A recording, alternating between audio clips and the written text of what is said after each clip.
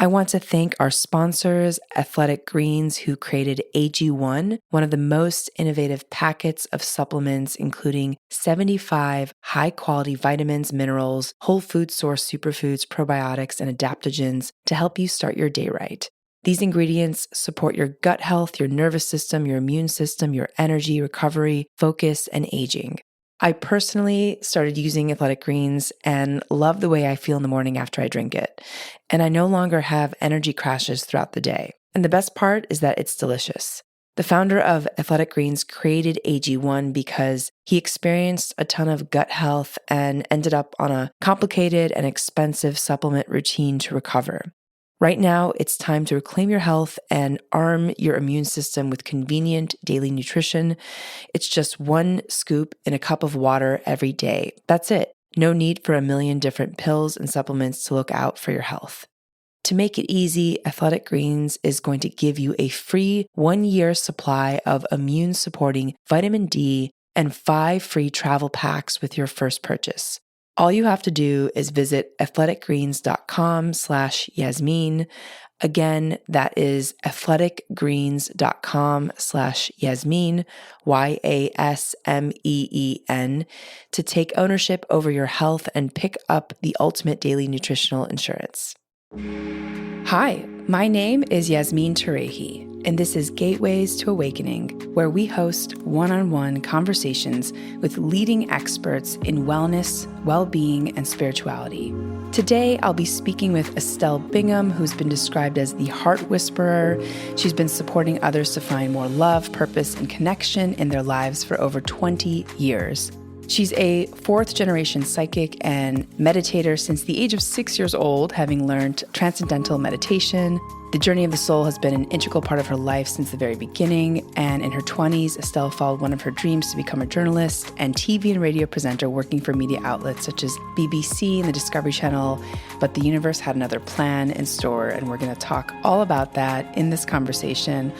I was recently in London and had asked several friends who the best psychic in town was, and her name came up, and so I'm so excited. I recently had a reading with her, and we'll talk a little bit about that in the show. All right, so welcome to the show, Estelle. Oh, wow. Amazing. I'm so excited to be here, Yasmin. Thank you for having me. Well, thank you for the work that you do. And just to kick it off, the name Heart Whisperer, what does it mean to be called a Heart Whisperer, and what does it mean to live in your heart?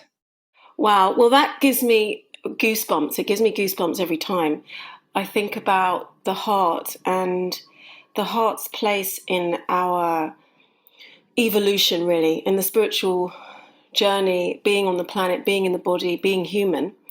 And for me, it is a mission, really. It's my medicine, and it's a way that we really truly find peace.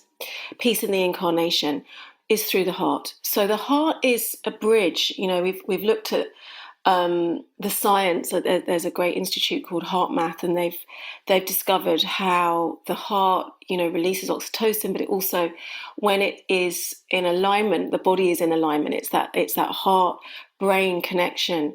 But really, in terms of deep purpose, deep connection, it happens through the heart. The heart is the portal. The heart is the bridge. So for me, it's very. I always think of Rumi, who, in the Sufi path, that was a path of that is a path of the alchemy of the heart. And he said, if human beings knew their own inner secrets, never would they look elsewhere for seeking happiness, peace, and inner light. And that really sums it up for me. It's inside, and the heart is the way.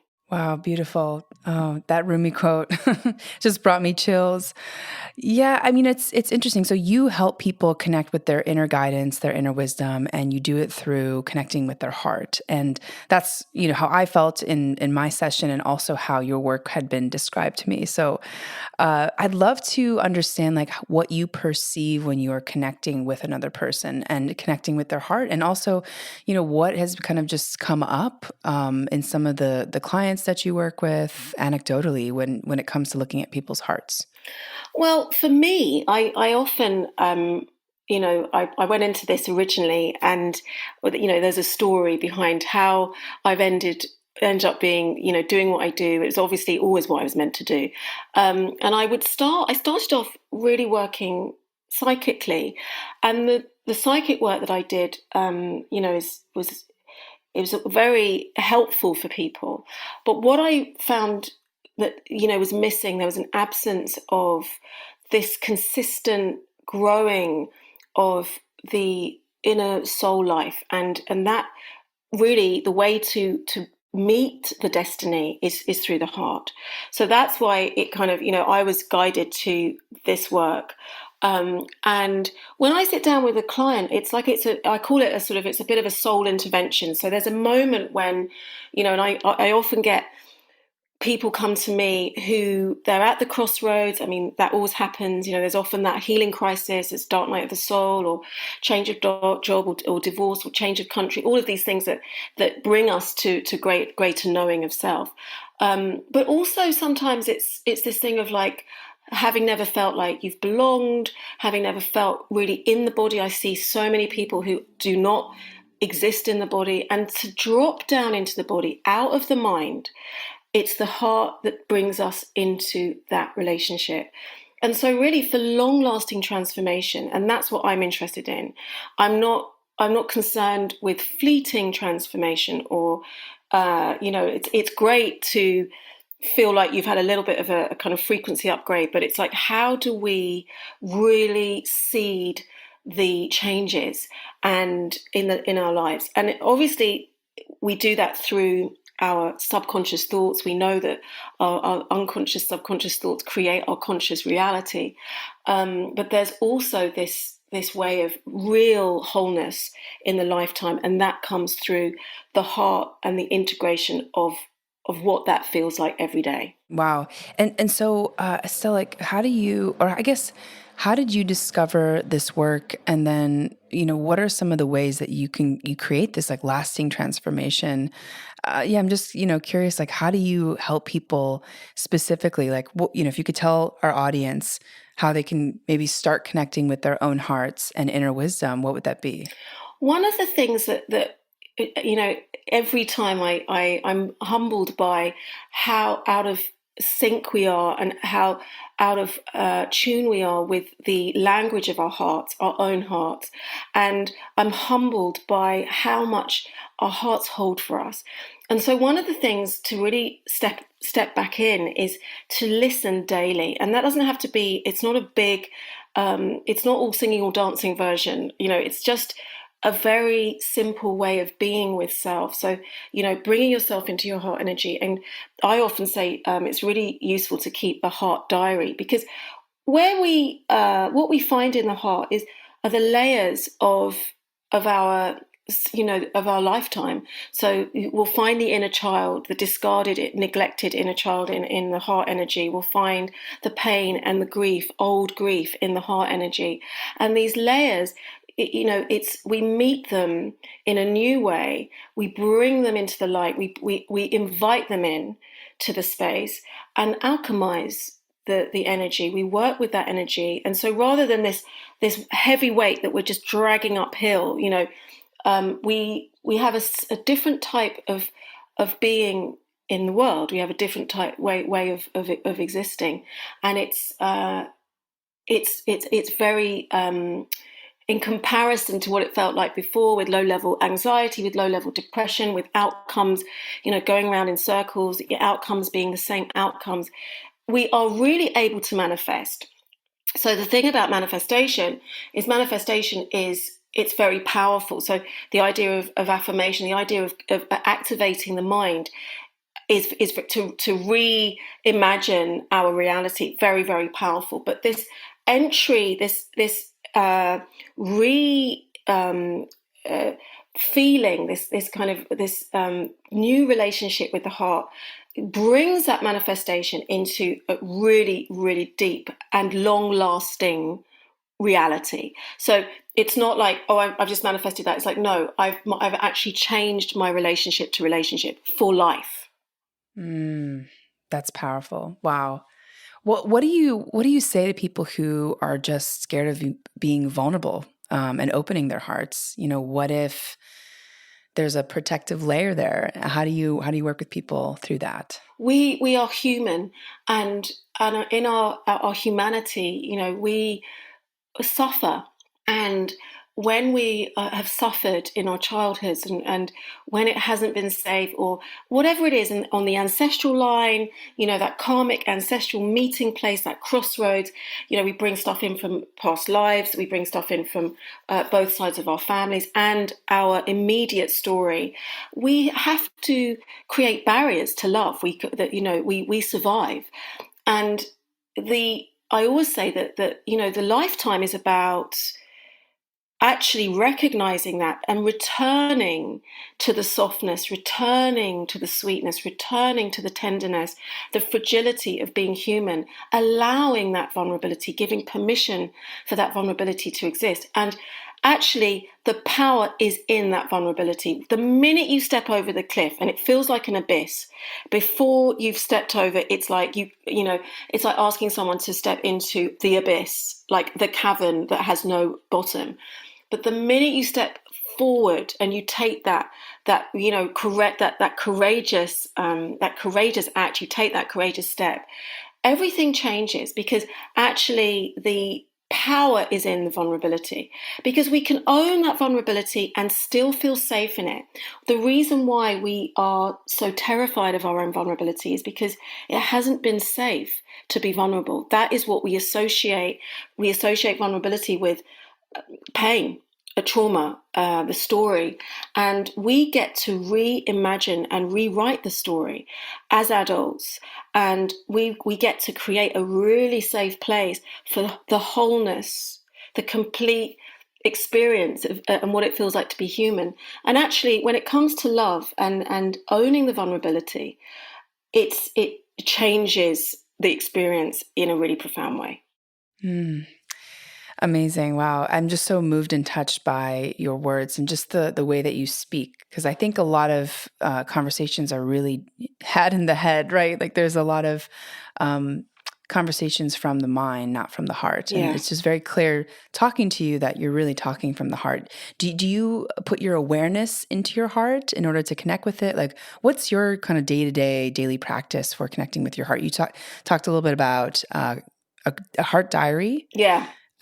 So what does that mean? Well, the heart diary is about learning the language. It's about, we give heart space to speak. So you can just sit down, hold the heart, and just, every day write a few lines, like, how are you feeling? Like, how are you? Like, allow your heart to speak to you, and just give permission. So we're giving permission. So I always sort of see it as like two layers. So like there's the bottom layer and then there's that higher layer. So there's a bottom layer of all the earth stuff, our earth self stuff.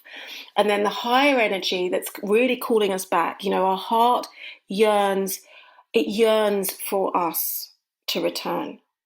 Because when we return to the heart, we really return to the power of the soul. So it's, it can't wait for you to show up. So, people come to see me and they have an override. They come with all their defenses and armory, and I'm this and I'm that, and these ego ideas of self, and they arrive and they're in floods of tears. They're sobbing and they can't work out why. And the reason why is because there's been a really powerful override. So the heart is in a space, in the therapeutic space, where it's like, hallelujah, like it's like, bring it on, like it takes a breath and it's like, I can express. And so the expression, of just allowing heart some space in the lifetime, allowing heart some space in your day, like even 5-10 minutes, what are you feeling today? And allowing heart to tell you what it's feeling. I'm grieving today, I'm sad, I'm unsure, I'm afraid, I'm, whatever it is, we just allow that to move in to our consciousness, and we just give permission, no judgment, just permission. And that's the sort of higher self, like activating the higher self, a place of non-judgment, love, wisdom, and compassion. So we're really gentle. It's like we don't shut our hearts down, like, oh, you're feeling vulnerable, oh, you're feeling scared, oh, I want to push that down, I'm going to stuff that down even more. It's like, no, I invite you in, I'm going to hold you safe, and I'm going to alchemize you. I'm going to work with you, because you are the most powerful tool I have to be really peaceful and, to feel peace. Wow. So, Estelle, I want to talk a little bit about what it means to be intuitive and what it means to be psychic. Yeah. And how do you see people and how do you evaluate people? For people listening, some of our audience members may be very new to these concepts. So I'd Yeah. love for you to talk about what you see and like what are some of your kind of extrasensory capabilities. Well, first, I want to say to everyone out there, you have the power, and you have the power to be psychic in your own lives. Like, this is your birthright. So, what I often think, what I often see and know in the sort of spiritual circles and psychic circles, there can be a lot of like, I'm the healer, I'm the guru, I'm the this, I'm the that. It's like, no, you're the healer and you're your own guru, and you have the power to be psychic in your own life. Like, that intuition is so profound in you. So everyone has that power. Now, it's not everyone's mission or destiny or purpose to help other people find that in themselves or be psychic for other people, but absolutely for yourself, you can do it. So what I often say to people is, if you go back to what it was like when you were a child, and that childhood imagination, this limitless creativity, that creative imagination that we had as children, to vision, that vision is like divine. But also we were, a lot of us were born empaths. A lot of us have had to deal with that in the world. And like, being an empath is actually, what comes first, the empath? Like, what comes first, the karma or the lifetime? So, if you've been born into a traumatic home, you've learned to be hypervigilant, and that's actually reading a room. It's actually builds psychic ability. What I'm saying is that we can all kind of read energy, right? If we give ourselves space and time, we can all read energy. For me, it's been something that I've obviously been able to do from a very early age, and it's something that I was lucky enough in my home that it was not shut down, so a lot of people that I know, a lot of people that I see, it was shut down due to sort of culturally or religiously or just, oh, that's nonsense, that's rubbish. Like, when I was growing up, even meditating was really wacky. It was like you were really out there, but it's something that you'll probably tune into in your childhoods, and even if you don't, like in later life, like it can come through in your 20s, or you can cultivate it. But for me, it's really obviously it's my life's work. So I've always been able to read people's energy and get downloads, and I get downloads for people. So when someone comes to see me and I describe it, the best way is like when people, if you imagine you're in a hospital and between shifts, the doctors leave your notes at the end of the bed, and someone comes to see me and it's like I'm given their notes. It's like a kind of their Akashic records, their notes, what it is that they need to work with quickly in order to clear the blocks, in order to to get unstuck, in order to move forward in, the old stuff, like whatever it is, like we go in, it's like it's kind of precision, it's like very precision, it's very dynamic, and so it works quite quickly, which is wonderful, but also it works to what people can hold as well, because I work with your guides. So we are of service in your session. I am of service to your soul. And I work with your guides and all of my own people. So it's like a download. I get your soul download, really. Amazing. And, you spoke a little bit about karma. Can you talk to us about, what it is that we're doing here on this earth, and what does it mean to have karma? Like, do we all have to play out our karma, or do we have choice?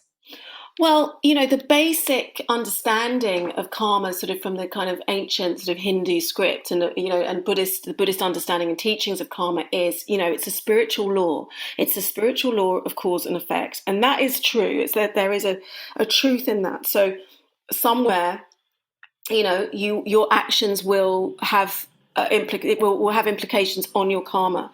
But what I believe, and this is for me really clear, is that we in the lifetime, the gift is the lifetime. The gift is being able to transform and really alchemize that karma.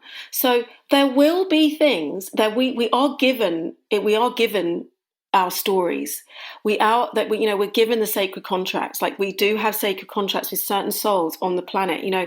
We are meant to have that mother, have that father, that twin soul that's just not treating us very well, or whatever it is, that there are karmic patterns, but we do get to break them. So this idea, the Buddhist idea of the wheel of karma, pain and suffering, I believe that it is painful. Life is painful, and the lessons and the journey can be painful. But that is really the grist at the mill. It's the salt on the wound. It's the stuff that creates the pearl in the shell.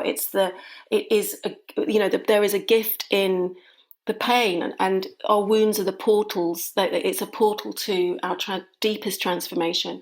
And so, yeah, we get to meet the karma. We get to master the lifetime, and I believe that's really the journey. That's the fun bit. Do you have any tools to kind of give us if we're facing a karmic sacred contract? Is there something that we can pay attention to if we feel like we're in a karmic relationship or a karmic work situation, rather than one that is more just kind of integrity or balance? I would say this: always, have the humility to really sit with the pain, the pain of the pattern, right? Like, reflect, like, be really loving, be really compassionate, and sit and reflect on that pattern. Because there's certain stories that we can have a really deep karmic connection with someone. We can meet someone and just be in love and just be most, all of that karmic stuff, like, oh my God, I've met this person. It's so passionate, it's so deep, it's so connected. I know this person, they know me. And it's like, that may well be the case, but you don't have to then spend the lifetime working out that you don't want to be with this person. Like, you left them in the last lifetime, and it's like, you can get to brush against that person and see in that moment, like, this is going to be really too painful for me. I'm choosing to move away. I'm choosing to sidestep this dysfunction, but I see you, and I'm grateful for this moment. I see you, but I'm sidestepping this experience because I don't need it again. Okay. Some people need to go round the loop again. When it comes to, I don't know, finding that you're in a situation with the boss that's a bully, you've had the bully since a child, you keep doing that. Those are patterns that are really worth sitting down with and really looping back, like finding those, making the connections, and really giving yourself a break when you do it, like being really compassionate, but seeing the connections between the pattern, and then really looking to clear and heal the pattern, right? What is your need? Like, what is the need that you have in you to stay imprisoned with the boss that's a narcissist? Like, why do you keep bringing in the narcissist? Because a parent was a narcissist, or it's the low self-esteem, and so it's like, allow the situation to give you the pins in the map. Like, rather than being like, oh my God, I can't believe I'm here again, this is awful, I'm awful, it's awful. Like, what are the pins? Like, get your map, the map of the lifetime, and put those pins, and be really, really balanced and really kind, and just, okay, there's a theme here. Like, I am co-creating something here, and I'm going to choose to remove myself from that karmic story. I love that. Okay, amazing. So what about the moon meditations? That's something that you have talked about a lot on your website. Can you tell us a little bit more about the relevance of the moon, and what is the purpose of working so closely with the moon? We have, I think, a new one coming up this week. There's a new moon in Leo, which is really powerful for, like, new beginnings. And it's the fire. Leo is a fire sign, and brings that real courage and that fierceness to our dreams and our ideas, and asks you to shine your light. Shine in your light, be the light.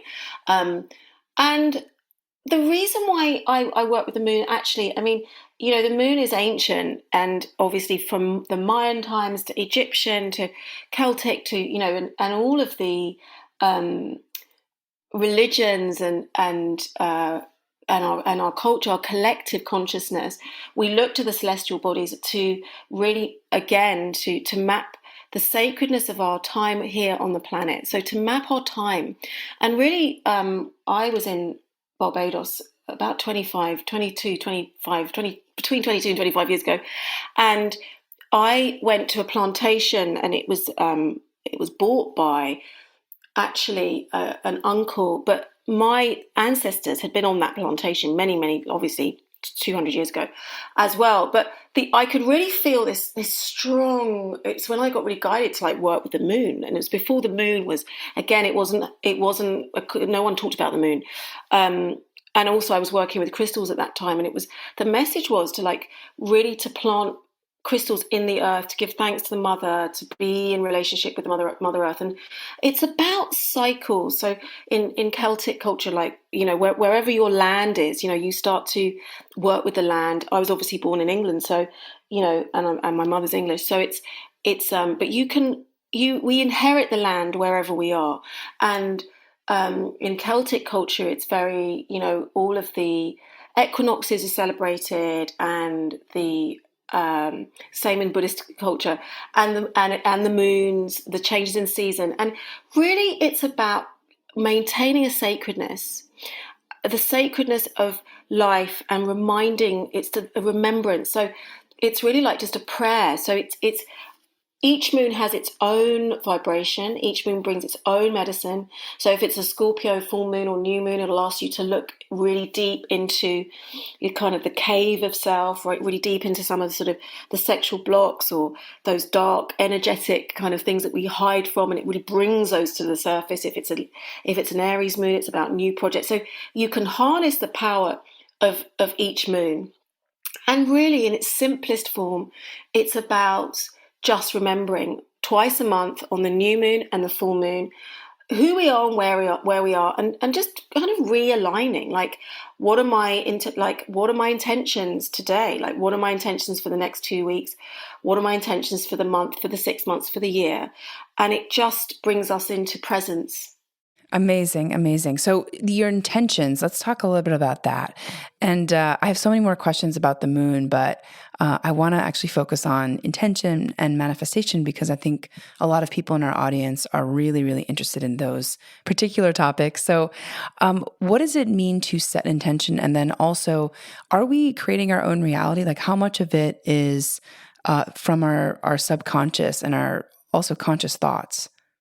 Yeah. So again, and this is why, so every full moon, every new moon, it's the new moons, you write intentions, the full moons, you release what it is you want to let go of. But I believe in like writing intentions all the time, or bringing your awareness back to your intentions, back to your manifestation, like every day, like spending a couple of minutes a day with that new reality will create the new reality. Okay, that is a spiritual law. Like, we understand that, we've known about that. That's been around for millennia, but obviously recently we've had different ways of understanding that. So The Secret, Joe Dispenza, like, people talk about the power of the unconscious, Louise Hay, to create our conscious reality. And it's a truth. Okay, so when I went from being a secretary at the BBC to like becoming a TV presenter, the reality, like creating that, like manifesting something out of nothing, I find that is something that I really understand. Like, my soul just understands it. Just, I don't get in the way of myself. I just understand it. So it is a truth. But then there is this thing to think about in terms of intention, because if we're not connected, writing stuff on a piece of paper gets you nowhere. Like, it's you're going through the motions. So our intention doesn't have the power of our soul. So it doesn't have the power, like, everything is energy. So if it's just coming from the mind, then it's going to have obviously a lot less power than if we're really embodied and it's coming from all of us. And that's why we go back through the heart. We can create who we want to be, where we want to be, and what we want to be doing. We can co-create that in alignment with all of the energy that exists in the universe, and it's a wellspring out there. So again, that's why the alignment it gives that turbocharge, like, turn on the ignition, get in the car, like, get out of Dodge, right? Like, bring it on. So that feeling of like, I want to fill this up. I don't want to sit here writing intentions in my unconscious, I'm really nervous and anxious and depressed. But I'm also, I haven't got the turbocharge of like everything aligned and, my ducks in a row, and it's like lift off. That's what alignment brings to intention. It brings the rocket fuel. And can you talk to us about the alignment piece? Is that just connecting with your heart, connecting and being more grounded in your body? Walk me through, and I know this is so hard sometimes to describe, like this invisible energetic world. It's fine. Yeah, it's all good. Yeah. We'll try. We'll do it. Okay. It's great. Yeah. So if you could talk us through, like, what does alignment mean energetically to you, and how can our audience start to get there? So again, I want to bring it back to this simplicity, of just, you got this. Okay. So I want to bring it back to this thing of like, just begin today by giving permission. That is enough. Like, you are already enough. And I believe that, that is a truth. So alignment is like, I give permission today to be in alignment. And what it means to be in alignment is to feel your feet on the ground. You are grounded. So that is the chakra system, but it's also a real connection to the soul wisdom.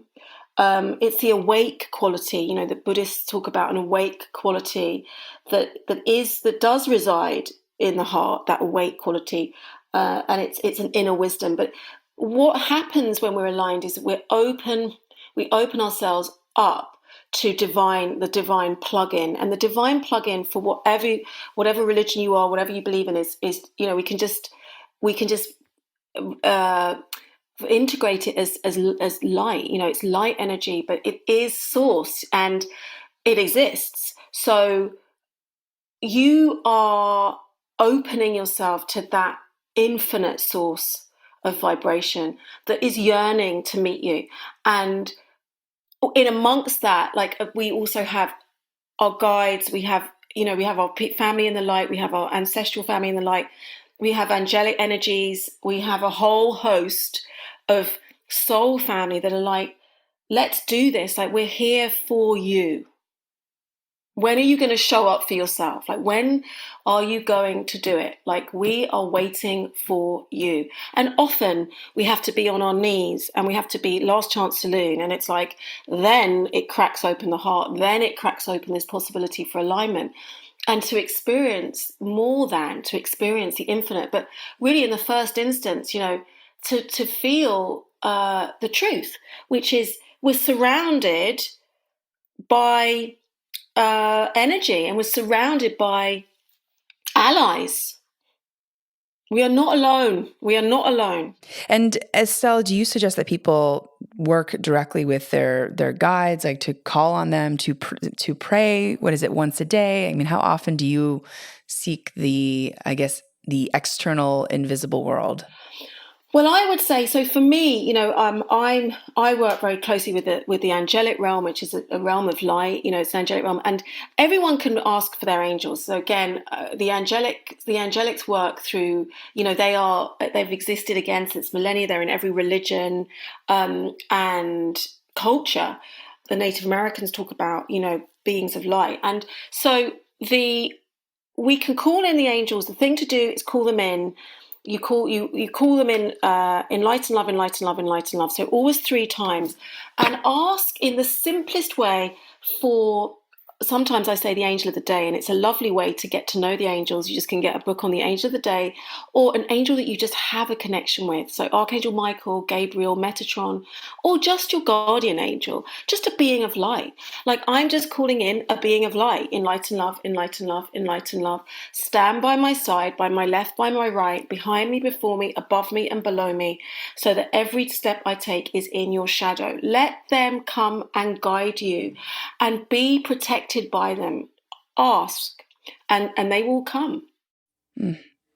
That's so beautiful. Yeah, I'm just thinking about the moments in my life that I also just, asking for prayer and guidance just feels so good, and I think a lot of people, oftentimes we feel like we have to go through everything alone, or we have to, things have to be just so hard. And this synchronicity is really powerful because I mean, at least for me, I find that when I relax and when I open up and receive, then everything just starts to fall into place. Like this idea of acquiring and acquisition and just, pushing against, oftentimes doesn't get you any closer to what you want.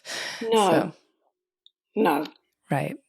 So, Estelle, can you tell us about some of the stories of clients that have transformed from sessions with you? And then we'll talk a little bit about our session. Yeah. Okay. So, I mean, generally the transformation happens. It can happen in so many different ways. So people come to see me. So someone came to see me today. She'd had one session, and I get all the influx of messages are like, I'm blocked, I've just got a block, it's been here for life, and the first session is often, it's kind of quite earth breaking, because we kind of shatter some by the stuff that some of the ropes, the kind of some of the chains, we kind of shatter some of those, and so firstly, because of how you're witnessed in the session, which is really witnessed in your truth, so in your deepest, most vulnerable place, that there's that witnessing. The witnessing frees part of it, just frees us.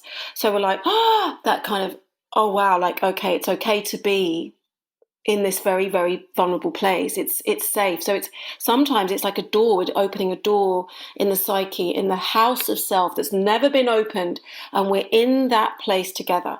And then after that, all sorts of transformations happen. So it might be that you get the kind of some suddenly out of nowhere, like someone came today, and her husband, she'd been sort of, she'd been in this sort of really stuck place with her husband, and he finally, like the next day, he got offered a job. He hasn't been offered a job for 12 years, and it was about him stepping into that and her allowing herself to lean into him in a way that she hadn't been able to. I've got one client who came on the love retreat. She hadn't had sex for 22 years. She's 70. She came on the love retreat, and after a week, she met a life partner. A lot of life partners get, people stuck in love. That the deep one, is love. Like, do I give myself permission to love and be loved, like really deeply, really truly? So, a lot of people have those shifts. People are able to feel. They go from a lifetime of just feeling so alone to not. It just disappears, right? Because they get put in contact with their higher selves. They get in contact with the soul family, like the guides that I was talking about. So suddenly the inner world, the inner life, it becomes just this garden of possibility and potential. So really there are very sort of bespoke shifts, but on the level where people, someone came to see me and she had been in a narcissistic relationship for 10 years and she got out and moved out the next day. And everything flowed. So she kind of found a flat. She was able to move into that apartment building, and and then she met someone else and she's engaged. Like it kind of, people make those massive shifts, or, it's the same with in work. So it's kind of like a frequency upgrade. It's like a frequency hack. So wherever the person is, they will shift in a very specific way that is really necessary for their souls to grow. I love that so much. And Estelle, we could drop in and talk a little bit about our session together. And so without giving too much personal information, because it was, there was a lot of, I think, vulnerability in our conversation about just like where in the journey of life there were certain blockages and like, how I was feeling. But I think I'd love to talk a little bit about the very end of the reading where you used tarot cards, yes, and also the last 3 cards. And I think you had mentioned that you don't use them as much anymore, but it was a really fun, experience to go through that process. Yes. So maybe we could talk a little bit about those like last 3 cards, because they're about the future. And this podcast episode is actually going to be released in a couple months. Yeah. So, so who knows what's going to happen in a couple months, but exactly. Yeah. Very exciting. Yeah. Okay. So, Estelle, now that we have this tarot card reading in front of us, can we talk a little bit about the right side of the cards, which is about the future, and perhaps just walk our audience through what's playing out here for me? Okay, so just for everyone, anyone the tarot card enthusiasts out there, or anyone who's starting to read cards. I mean, I do love a pack of tarot cards, and I love oracle cards. And I obviously used to do the cards all the time, back-to-back sessions. And so this is a Celtic cross. And we've got 4 cards, as you know, that go up the side. So the one at the bottom of the 4 cards going up the side is the Fool card, and that represents that place represents a sort of a kind of energy for the question, for the whole question.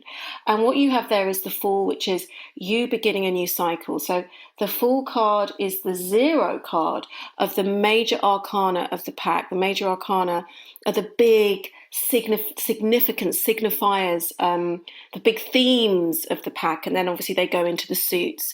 They go into the hearts or cups. They go into rods or swords or pentangles or coins. So this Fool card, this picture of this young person with a little dog snapping at the heels on the edge of the abyss with a little, I'm traveling off, I'm on a new adventure, I'm on the road, is at the end of one cycle and the beginning of another cycle. And it's a wonderful card to have as we begin something new. So I think we were talking about the fact that you'd moved recently, and and all of the things that come with that. So this is a wonderful validation of that. Then in the next card up is your environment. So it represents the environment, and whack bang in the middle of that, you've got the King of Cups. Now, the King of Cups is, for people who don't know the cards, cups represent love. They're all of that sort of gorgeous kind of love stuff. Obviously you get the light and shade in all of the packs, so some of the love cards aren't so good. But the King of Cups is representing, in its most simplest form, a man who is offering love. So it's a new love story. It's a new relationship. It's definitely a love, has a love energy to it. So it's really, we would say that it's not work, and the reason why is because when we come to the last card, and I'll explain that when I get to it. Then the one above that is the Moon, and that's the placement of that represents hopes and fears. So it can either be hopes and it can be fears. And you kind of, if you're working psychically with the tarot, you'll get a lot of information. And if you're working sort of technically with the tarot, it's kind of obvious sometimes which is which. So here you've got the Moon, and the Moon represents with the 2 howling sort of dog wolves, and the Scorpio and the scorpion in the water, and the Luna and the tears and it's about sort of disillusionment. It's about deceit. It's about sort of the things that are held in the shadow. So actually, in this case, we've got the doubt. So, and it's a great place. We all have doubts, right? So it's a great place in the setting of the cards for your psyche to express its doubts. It doesn't always do it there. Sometimes you have the hopes rather than the fears. But when we are starting new things, we all feel fear. We have we question. It's part of being human. It's part of the frailty of our humanity. So there we've got the Moon card, and then the last card. For me, I read it as the outcome or the challenge. But that's my very specific spin on the way that I read the cards. Mostly traditionally, that would be kind of an outcome. And here you've got the Lovers. So that's the 2 naked bodies under the moon and under the clouds and under the sun and under a big angel. And it is about really that. So it's about a union. It's about communion. It's about relationship, new relationship. It's about love, in its physical and spiritual and mental, capacities. And that then, if you're reading the cards, you would take the King of Cups and couple that with the lovers at the end. And so we know then very clearly that it's to do with romance rather than work. And so that's our kind of last four cards there. Amazing. Thanks, Estelle. Yeah. And I'm sure that my mom's going to call me.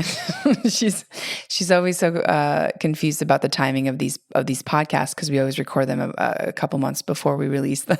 So. Hello, Mum. Hello, Mum. It's all looking rosy for Yasmin. Yeah. Oh, it's so fun. So, Estelle, what are some of the things that you've seen as an outcome of the pandemic that has kind of changed your perspective on this work? Well, the pandemic has, it's had a double-edged, it's a double-edged sword. It's had, it's got an underbelly, two realities to it. What I see in young people, is, and also young adults, like, people in their 20s and their 30s, but I work with teenagers too. And there's a lot of social anxiety, going back into the world. It's created a sort of a vacuum. And I really believe we have to rehabilitate from the pandemic. There's this thing of like, oh, the pandemic's over. It's like, no, let's just get real. Like, that was it was traumatic. But then there was this other side of the time and space it afforded us to just be, and to be without distractions, to be without the constant filling up of our time in our lives with, the mind chatter. We were really forced to stretch. We were really forced to lean in. You could only go for walks in the park. You could only go, could see very few people. So it was, people would meditate. People were like learning yoga. People were like trying to grow their souls, because they were going inwards rather than looking outwards for the distraction, so much distraction that we're bombarded by all day long. And so I feel like that was a real awakening. There was an awakening part. There was an opening in the pandemic, which has been incredible in terms of people wanting to work on themselves and meet themselves in a different way and do the work and grow in, on the inner planes.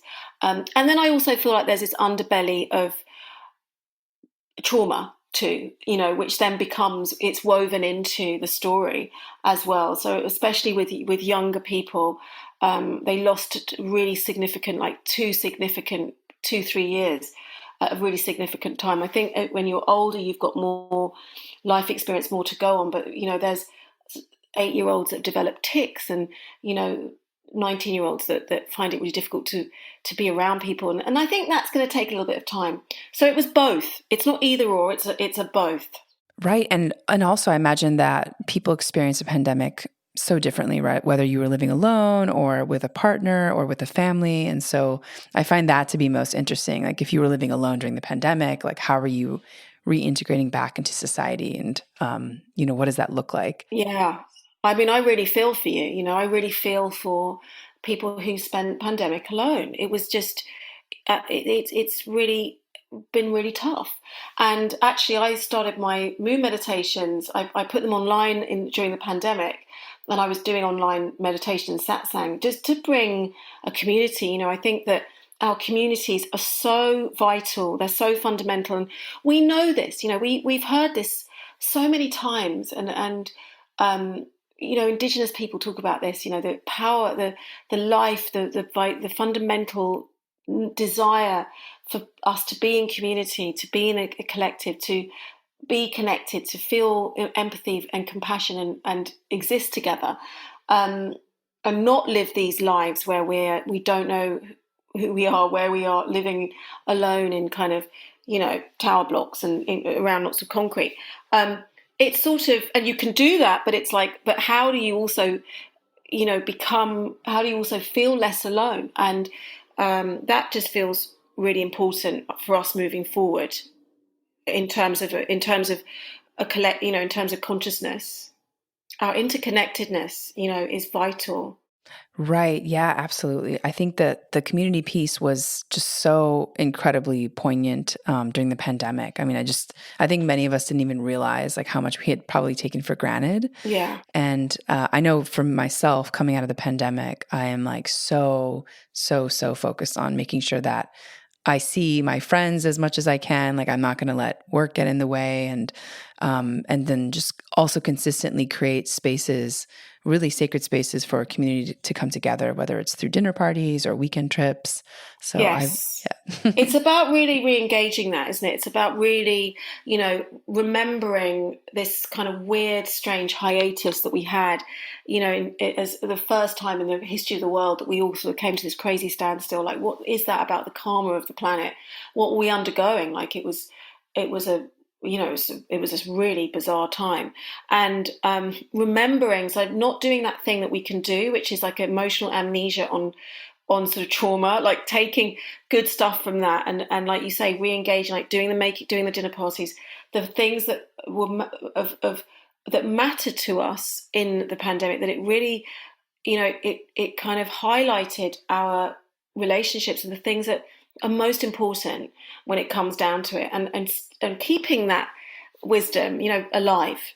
Right, right. Yeah, absolutely. And maybe you could talk a little bit about your residential retreats. Yeah. And yeah, because it's something that I was super curious about myself, and just the amount of reviews that you got and the way people talked about it. It was just like very intriguing. Yeah. What were you intrigued about there? What kind of piqued your interest mostly, do you think, Yasmin?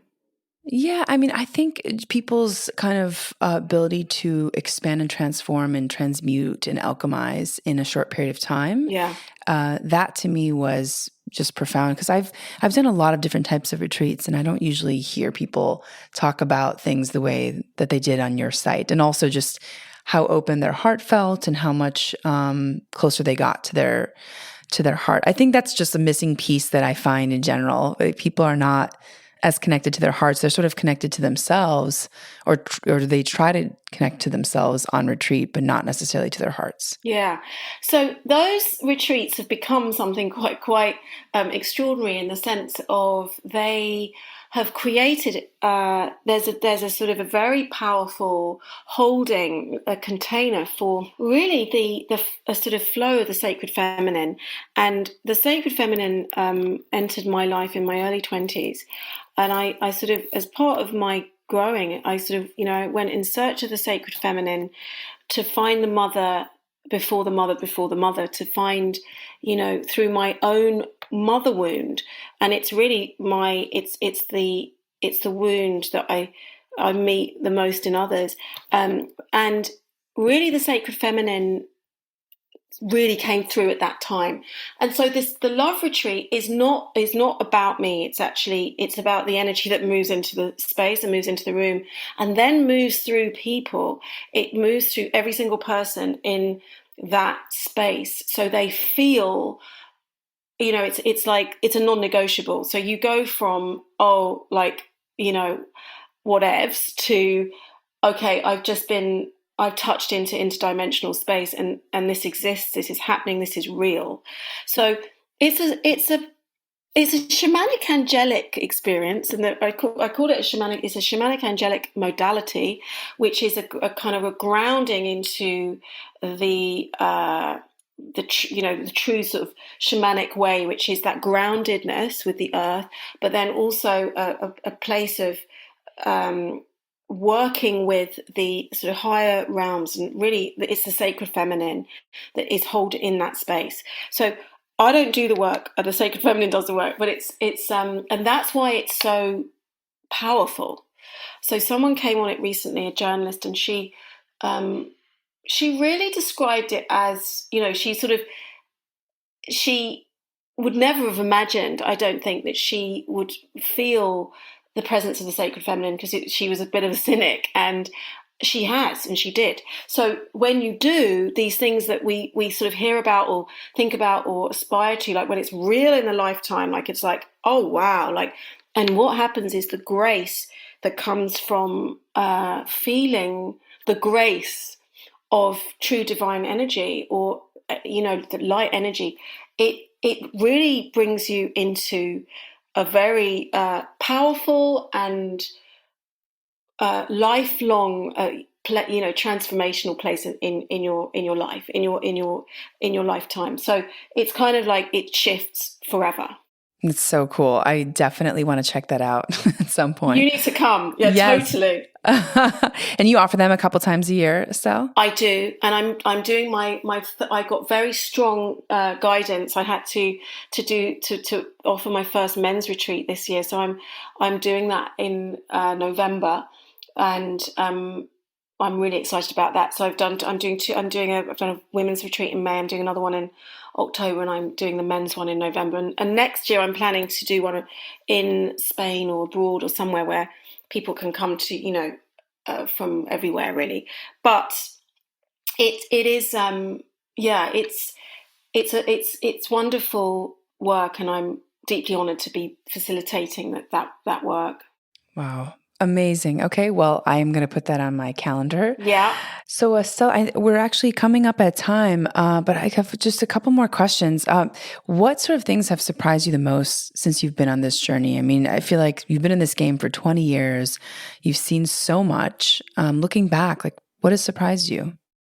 I think I will say what it's not what surprises me. It's what humbles me every single time that I feel someone come in. So when I'm doing the bespoke one-to-ones, or I'm working on the retreat, and either an angelic energy shows up or a family member shows up, and I am, every time I'm so humbled by the love. Beautiful. Yeah. Oh, it's so nice to meet someone like you. And I also just feel so cradled and held in your presence. And I'm sure that a lot of other people feel the same way. So thank you so much for your work. And what do you want to tell our listeners about their wellness and well-being? Like, what's sort of your main takeaway? I would say that, just in this moment, I would like you to just sit with the power and wisdom and the beauty of your heart energy, and sit for a moment, if you can, suspend the judgment, pour away the shame, give permission, be expansive, allow heart to speak to you and breathe through you and be with you. And I want you to also know that you are not alone, and there is a journey back to self, and it's waiting for you. Oh, so beautiful. Estelle, who inspires you? Well, I've been inspired, by so many teachers along the way. I learned TM when I was really young, and we used to go to this wonderful meditation center, Transcendental Meditation Center, where I lived in East London. I used to go all the time to kind of satsangs, and I was really inspired by the idea of spiritual community. I'm also, I had a wonderful Sufi teacher, part of a Naqshbandi tariqat, and I found that time and experience deeply inspiring. I'm inspired by my clients. Every step of the way, I'm inspired by the courage. I'm inspired by the perseverance, by the panic, and the trust, that they can move through that panic, they can move through that white knuckle, and they come back and they do. And I'm so inspired by that. I'm so, it's incredible to witness. And I'm inspired actually by my mother. She's all my family members, she's been an interesting karmic relationship, by the good, the both sides, the light and the shade of my mother, the way that she allowed the psychic interdimensional part of life to really exist in our world, and she never shut that down, and how she carried her wounds, and I've learned to alchemize those, and also by my son, who is a Taurus and has taught me so much about love, So really, it's the day-to-day interactions that we have that inspire me. That remind me of the divine, remind me of the God. That in people and in the world. Beautiful. And just a special shout out to your son, who's a Taurus like myself. Yes. Love a Taurus. Absolutely love a Taurus. Yeah. What's your chart? So I am Aries, I'm Virgo rising, and I am Sagittarius moon. Amazing. I'm Taurus, Cancer rising, and Aquarius moon. Oh, wonderful. So that Aquarius and that all of your unconscious is, this amazing sort of visionary work you're doing. Yeah, it's the emotional world is connected to the moon, and so that's been so interesting to dive into. And yeah. Amazing. So Estelle, where can people find you if they want to work with you, if they want to take your workshops or retreats? Do you have space for that right now? Yeah. So you can find me on EstelleBingham.com, and I run retreats. Get onto the list, and we're going to organise those for 2023. I am also in the process of writing a book, so that's going to be very exciting. So I've just got an agent for that book, and that's coming. And find me on the website, and get in touch. And I'd love to hear from you. Amazing. Okay. And we'll leave your website in the show notes so that people can find you. And I am so excited that you're writing a book. I will be the first to read it. So amazing. I'll let you know. Yes. We'll have to do another conversation on the book when it comes out. Fantastic. I'd love that. Oh, amazing. Thank you so much for your time, Estelle. I really, really appreciate it. I know the time difference is a bit, I guess, big between Los Angeles and the UK. So I appreciate your time so much. It's been such a pleasure, and just a joy. So I really appreciate you having me, and I look forward to speaking to you soon and seeing you again soon. Much love. Likewise, Estelle. Thank you. And for our audience, thanks for joining and for listening. In this episode, we learned about how to reconnect with your heart with Heart Whisperer Estelle Bingham. And you can tune in to Gateways to Awakening, where we host one-on-one conversations with leading experts in wellness, well-being, and spirituality. Thanks again.